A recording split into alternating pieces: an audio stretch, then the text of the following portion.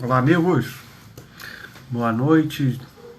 Sexta-feira, dia 22 de maio de 2020. Hoje foi instituído aí no calendário da quarentena o Dia do Abraço. Todo mundo saiu abraçando, abraços virtuais para lá e para cá. Era um dia que, pelo menos no meu radar, né, um dia pouco conhecido e divulgado, mas em função dessa pandemia, dessa quarentena que a gente vive, o Dia do Abraço ganhou um protagonismo imenso no dia de hoje. Só perdeu para live não, né, para gravação da reunião ministerial do Bolsonaro, que ganhou todas as atenções do dia de hoje. Mas é isso. Um abraço para quem está aí nos assistindo. Falar com os amigos aqui.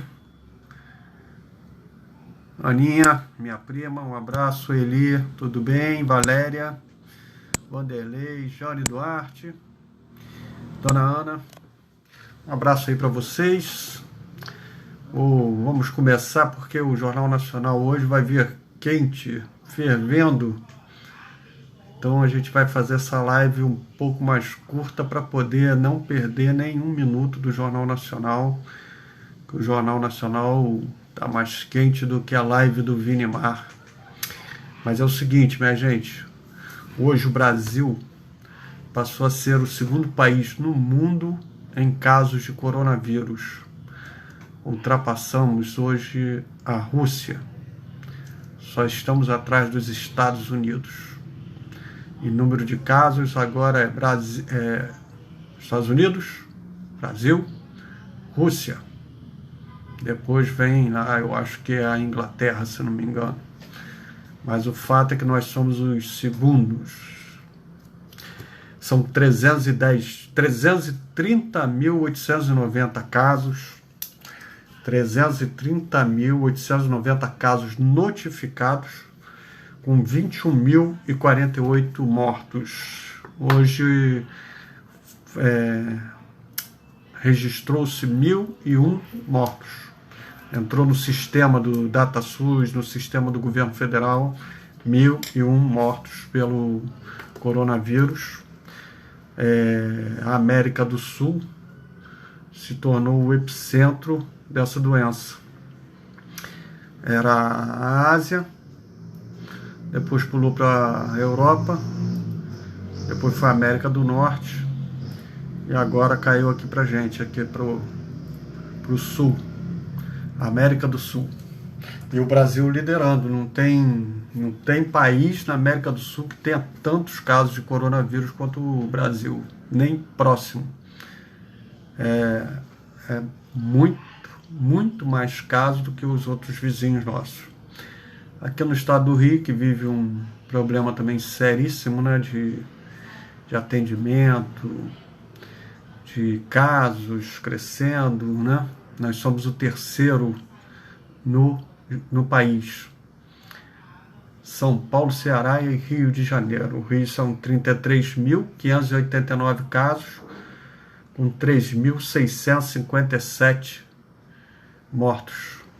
Registrou aí de um dia para outro mais 200 e poucos mortos registrados nas últimas 24 horas. Um exemplo, há mais de 10 dias que a Prefeitura de Rio Bonito registrou uma morte que o Estado nunca conseguiu registrar, registrou hoje. Então ela entrou nesse número aqui, né? Só que ela já ocorreu há um bom tempo atrás, um bom tempo mesmo, seguramente mais de 8 dias, no mínimo. Deixa eu ver quem está aqui para a gente falar dos nossos municípios. Seu Rubinho, Mabel, um abraço. Luiz Cláudio Buraco, Maria Cristina Contreiras, um abraço para você. Gente, olha, vamos lá, vou falar os números do governo do estado, tá? Que tem esse delay aí. Niterói, 1.982 casos, com 88 mortos. São Gonçalo, 860 casos, com 78 mortos. Itaboraí, 531 casos, com 46 mortos. Cabo Frio, 226 casos, com 11 mortos. Maricá, 201 casos, com 19 mortos. Friburgo, 117 casos, com 13 mortos. Saquarema, 84 casos, com 6 mortos. Araruama, 82 casos, 3 mortos. Casimiro, 55 casos, com 6 mortos. Rio Bonito, 53 casos, e hoje, finalmente, depois de mais de 8 dias, mais de 10 dias, entrou no sistema do Estado. Então, agora o Estado computa 5 mortes, mesmo número de, pelo menos ontem, em Rio Bonito. Tanguá, 46 casos, com 12 mortos. Os 5 municípios com mais mortes Rio, 2.520, Caxias com 174, Nova Iguaçu com 119, Niterói com 88 e São Gonçalo com 78. Mas esses números estão muito atrasados, tá? São Gonçalo já deu mais de 118 ontem, então está à frente de Niterói com certeza. E se você for ver aqui o número de casos, né? Depois do Rio de Janeiro, em casos, Niterói é quem mais registra, porque Niterói é quem mais testa. Então, Niterói tem 1.982 casos, com 88 mortes, segundo o Estado, né? Só que ele testa muito mais do que os outros municípios. Por isso que o caso eleva-se, né?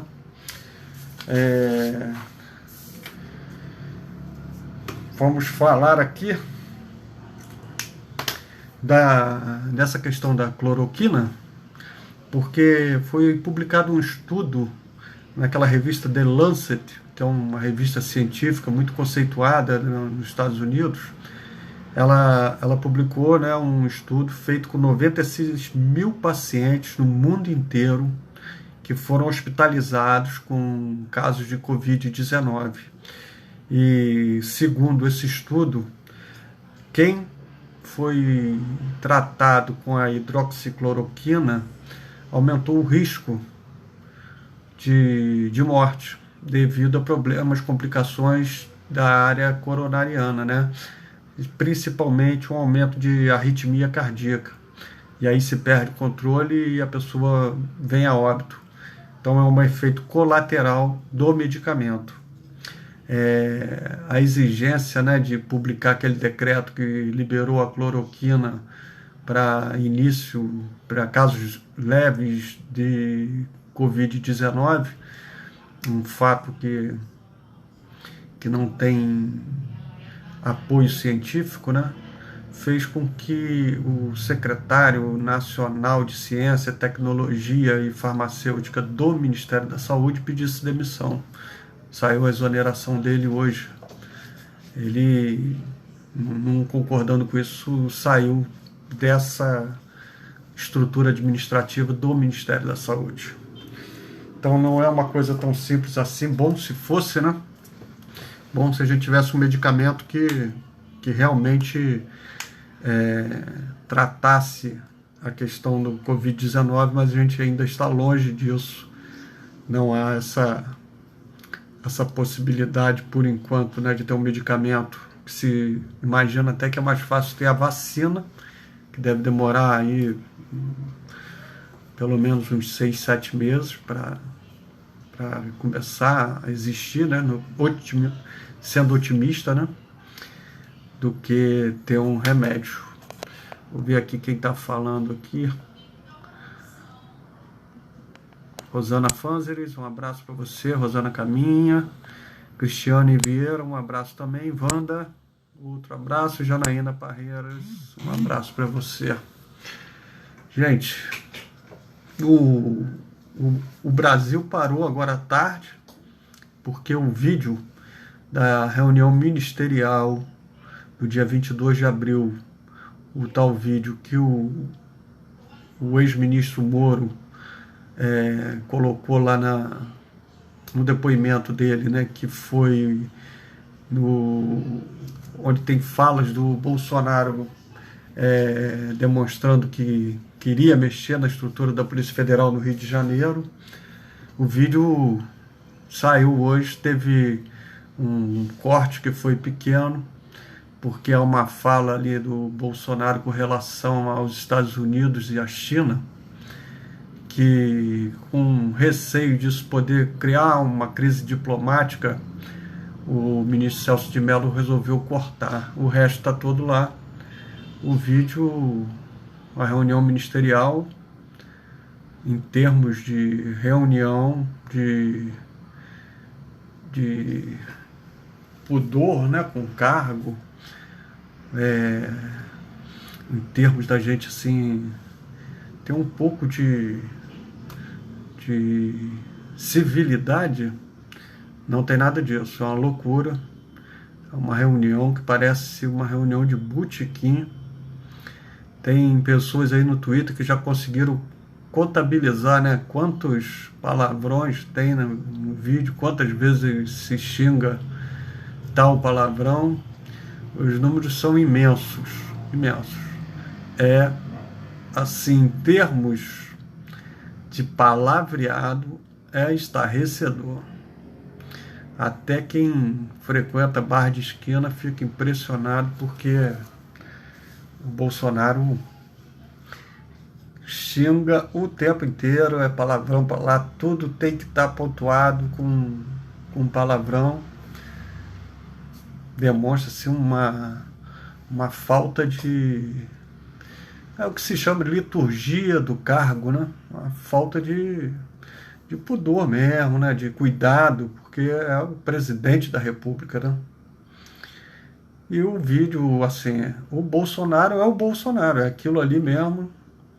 Ele é aquela essência que está ali mesmo. Não tem nada a tirar. Os eleitores dele provavelmente vão até gostar. É isso aí mesmo. Aí não estou dizendo. Mas olha só, aí Bolsonaro está certo. É bem provável que isso aconteça.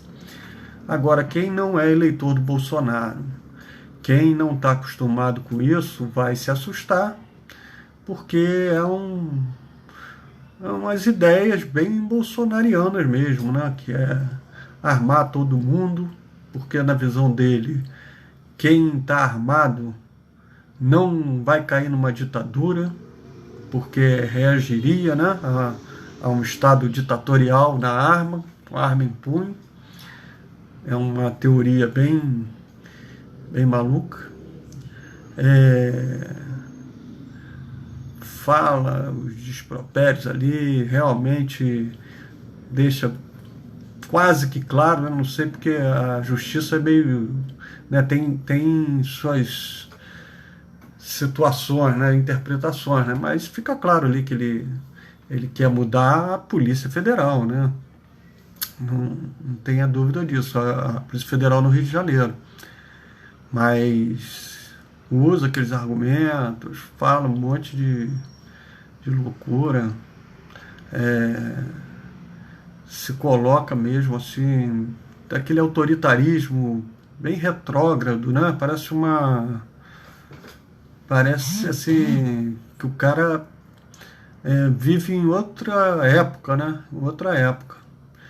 E alguns ministros, né, quando usam da palavra, quando pede a palavra, é uma doideira. O Weintraub dizendo que está horrorizado com Brasília, que Brasília é um cancro para o país, que tinha que mandar prender o Supremo. A Damares dizendo que duas coisas. Uma é o aborto, dizendo que vão usar do Covid para fazer aborto às mulheres, e que deveria prender governadores, prender prefeitos. Aquele ministro do meio ambiente dizendo que tinha que aproveitar agora que a imprensa está toda voltada para o lado da pandemia, para poder passar a boiada no Ministério do Meio Ambiente, fazendo as liberações, né, de terras e etc., né, as questões aí que a imprensa fica mais vigilante, ele achando que agora ele poderia fazer sem dar satisfação a ninguém. o Paulo Guedes querendo vender o Banco do Brasil. Entre os que falaram, o Paulo Guedes é o que tem um pouco mais de equilíbrio, assim, né? Tem uma visão um pouco mais de Estado, mas também falando de qualquer modo, do modo que o Bolsonaro entende, né? E o Bolsonaro, preocupadíssimo com a situação da família dele, levando para esse lado a questão da mudança do Rio de Janeiro, e usando os exemplos assim bem malucos, uma loucura, uma coisa assim que não parecia uma reunião ministerial. Acho que era uma conversa para o Bolsonaro ter no fundo no palácio onde ele mora, num domingo, num churrasco, assim, ali para uma beira de uma churrasqueira, abrir uma cerveja, eu acho que ele não bebe, não sei, né? Mas abre lá um guaraná, bota a carne para assar e começa a conversar com os ministros que estão em volta dele ali naquele almoço. Aí ele poderia falar daquele jeito ali, reclamar e tal. Ah, rapaz, dentro do palácio, dentro de uma reunião filmada, com um ministro assim que ele tem relacionamento mais profundo com alguns, menos com outros, usando aquele palavreado, aquela coisa chula de se colocar, é de impressionar. Mas concordo com um monte de gente aí que vem falando que pro eleitor dele, o eleitor do Bolsonaro, quem defende o mesmo ponto de vista do Bolsonaro, essa turma vai gostar do vídeo. O vídeo eu acho que vai fortalecer ele junto ao eleitorado dele. E não sei se vai causar alguma consequência maior aí, né? Isso a gente vai ter que esperar para entender, para analisar com mais profundidade. O fato, isso a gente não tem como não colocar, é que a forma de falar, de se colocar é totalmente inadequada, né? Totalmente inadequada, de impressionar realmente. Aonde a gente foi amarrar o nosso burro, né? Amarrar a nossa carruagem, né? Sei lá como é que dá o nome daquilo. É uma doideira. Outra coisa aí que rolou é o tal do telefone, uma bobagem, mas que quase que vira uma crise institucional. O que acontece? Uns deputados de oposição ao governo, a princípio com claro intuito de espetar, né, o governo, entrou com uma representação no Supremo pedindo que fosse apreendido o telefone do presidente da República, para poder dar sequência à investigação dessas histórias aí do Moro, que acusa ele disso, aquilo e tal. O ministro, de posse daquele documento, de praxe, ele vai e encaminha aquilo para o Procurador-Geral da República, com o intuito do procurador que tem que dizer isso. Ah, tá, manda prender, não manda, tal. Mas isso é mais uma provocação, né, no meu ponto de vista, né, porque é uma atitude muito extrema mandar prender um telefone do presidente da República. Aí o general Heleno, gabinete institucional, lançou uma nota pública dizendo que isso daí é capaz de derrubar a República, resumidamente, né? Porque é um absurdo, é inaceitável, tal, e etc. Criou uma crise onde existia só uma troca que, se fosse num ambiente político mais normal, o nego deixava passar isso batido, né? Ou então esperar acontecer, né? Se antecipou ali, não sei se foi de caso pensado, porque essa turma também não é boba, ou se foi de maluquice mesmo, que a gente não consegue mais se aprofundar, entender com profundidade o que se passa hoje na capital federal. O certo é que de tédio não se morre em Brasília. Não se morre em Brasília, porque todo dia é um dia novo. E agora, gente, vamos ver esse Jornal Nacional aí, para ver o que vem, como que o Jornal Nacional vai editar essa edição de hoje, esses vídeos, essas falas. Isso é um prato cheio para nego para ferver um pouco mais esse caldeirão que a gente vive, esse caldeirão gigante, gigante que estamos vivendo e passando. Amigos, eu vou ficar por aqui. Hoje é sexta-feira. Vamos nos preservar um pouco mais. Vamos pensar aí no dia de amanhã. Um abraço para todo mundo. Um abraço para minha mãe aí, Laila, Monique, Margot, Ângela Chidid, Valéria Cunha, Irani. Um abraço, Irani. Dr. Paulo Velasco também. Um abraço. Vou me despedindo por aqui, que a gente precisa assistir esse Jornal Nacional aí, que ele vai ser quente. Vamos ver ele hoje aí. Lembrando que amanhã a gente volta. Amanhã a gente conversa um pouco mais e vamos nos cuidar. Lembrar que precisamos estar atentos, lavando a mão, lavar as mãos regularmente, passar álcool gel, usar máscara e não sair de casa. Sair só quando for necessário sair. Um abraço, gente. Valeu aí. Tchau, tchau.